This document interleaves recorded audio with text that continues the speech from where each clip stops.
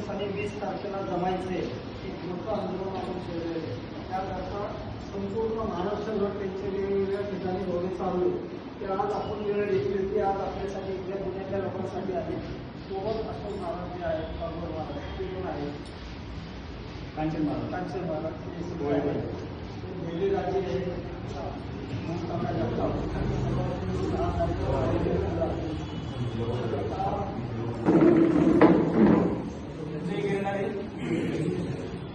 मुळात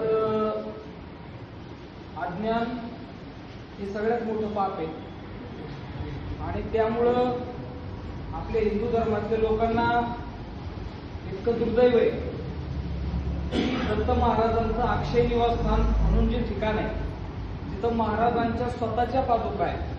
म्हणजे गुरुपूर, पिठापूर, गाणगापूर, नरसोबावाडी आणि सर्व क्षेत्रामध्ये महाराजांच्या अवतार पादुका आहेत. पण गिरनार गुरु शिखरावरती स्वतः दत्त महाराजांच्या चरण पादुका आहेत आणि ते इतकं पावन ठिकाण आहे.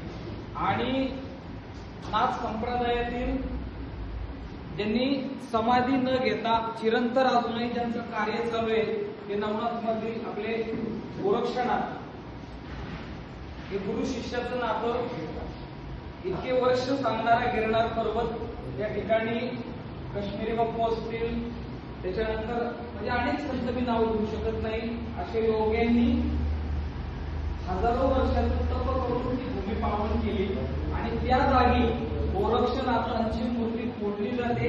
याच्यासारखी दुर्दैवी घटना आणि हिंदूंच्या तोंडाला काळ लावणारी दुसरी घटना नाही.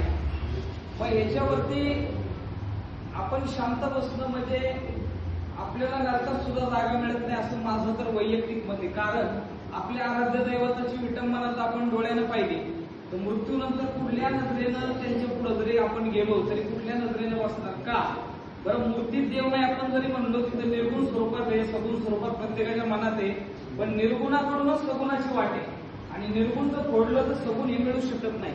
त्याच्यामुळं प्रत्येकानं येणं हे कर्तव्य म्हणजे प्रत्येक दत्त भक्ताचा आज आहे. त्या ठिकाणी आलंच पाहिजे आणि आता जर याच्यावरती आवाज उठवला नाही तर याचं जे पुढे जाऊन जे स्वरूप होईल तिथं आपणच आपल्या देवाला त्या ठिकाणी पार निघालेलो असू.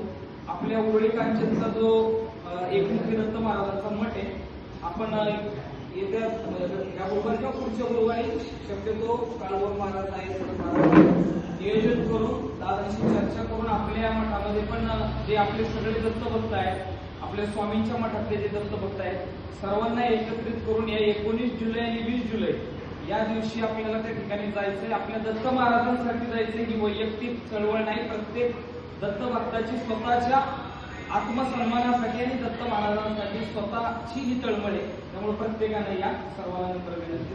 धन्यवाद.